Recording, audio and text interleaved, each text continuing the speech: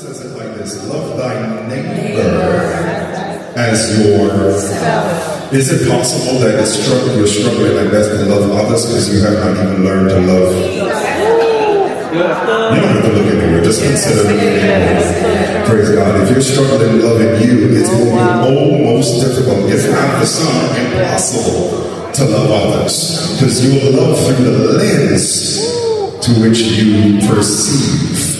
In other words, if you perceive love to be unconditional, if your love is in that expression, then likewise you'll demonstrate it in your actions. But if your love is predicated on what somebody does for you, now in part it's subject to, watch this, what they can do for you, or perhaps what you can do for them. That's right. And if they're anything like me coming up, you couldn't tell me I don't love myself. I would tell everybody I love myself until the question came, then why do you treat yourself the way you do? Why do you make the decisions that you do? If the decisions and the connections that you have are beneath you, then do you really love yourself? Are you consuming things and relationships that pull you away from God rather than bringing you to God? If they're pulling you away, then you have to question, do you really love yourself? Are you willing to compromise and give away things that you should not give away?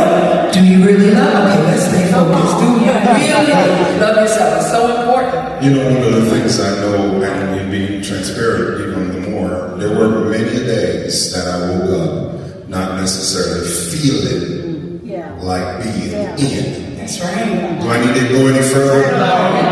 Feeling like not being in.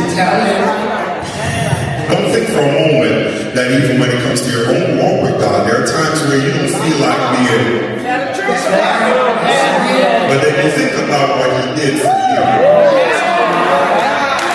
And I think about the goodness of Jesus and all He's done for me. The songwriter says, my soul cries out. And I think about it.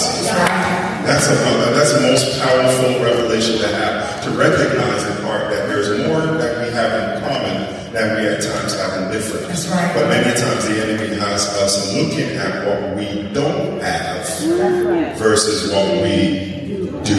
I want you to get something here. Let's read from Genesis.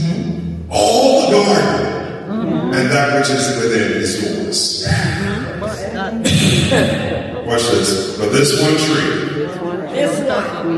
becomes the center of their focus. Wow. And you start looking at it, well, dang, listen, we be perfect, but we be all right, but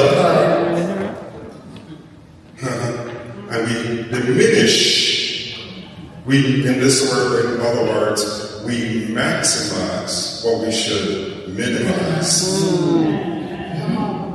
And we minimize what we should maximize. Absolutely. You have more working for you than that which is against you. That's how the enemy leads us to believe also that we are victims, not victors. He constantly brings up your issues, your weaknesses, your shortcomings, rather than recognizing that if God be for you, that means even what's inside of you that's not worked out yet.